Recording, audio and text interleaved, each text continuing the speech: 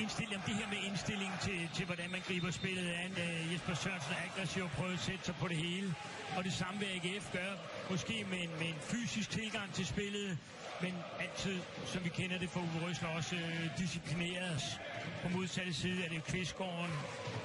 Og nu er det så også en spiller som Radosevic. Kæmpe fejler! Så er der straffesparker i rødt kort. En gigafejl af Peter Farrell. Det er det, der hedder en kampafgørende situation, vi har her i Aarhus. Jakob Nielsen tror, det er løgn. Men den er god nok, og Jesper Hansen skal tilbage på uret. Stod i første runde. Og der går et sus igennem Aarhus lige nu i AGF-lejren, for det er jo bolden her på scenen. Glider. Ja, det er fordi han glider. Ja. Ja, der er ikke så meget. Der er ikke så meget. Der er ikke meget, han går efter bolden der. Det er måske så der, man skal overveje, at man bare skal lade dem score. Ja, det når du ikke at tænke på, men nu vil han bare have fat i kuglen igen. Den er væk over for Hansen.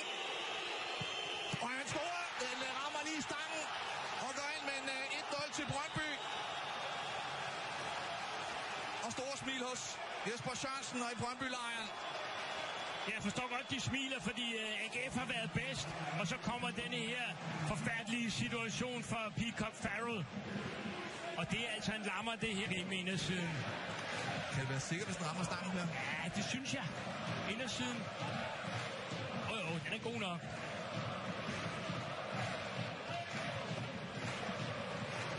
Men hold da op. Synd for AGF, de bare sørger for at komme til pause med 0-1. Og Radosevic med en god bold til Omar Janfo, og den sparker han i kassen. Tror måske lige, den bliver rettet af. Med 2-0 til Brøndby. Et godt løb, han tager. Omar Janfo, som er for gang i det igen, havde altså store udfordringer i starten af sæsonen. Men nu er han i gang, nordmanden, og Brøndby er i gang. Ja, men det er i sig selv et rigtig godt mål. Løbet ind. Nu er det efterlyst lidt på et tidspunkt, ikke? Det er intelligent, det her.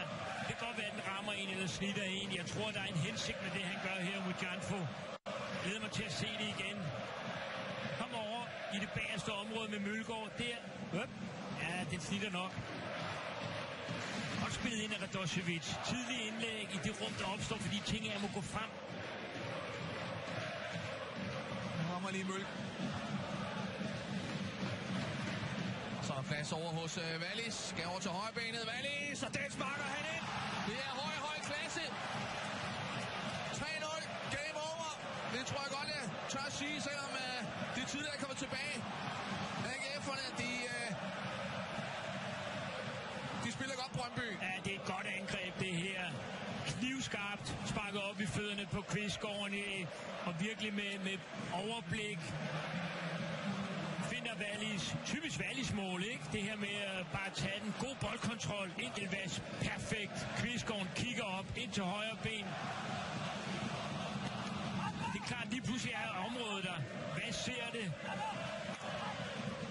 Og det er derfor Vass, som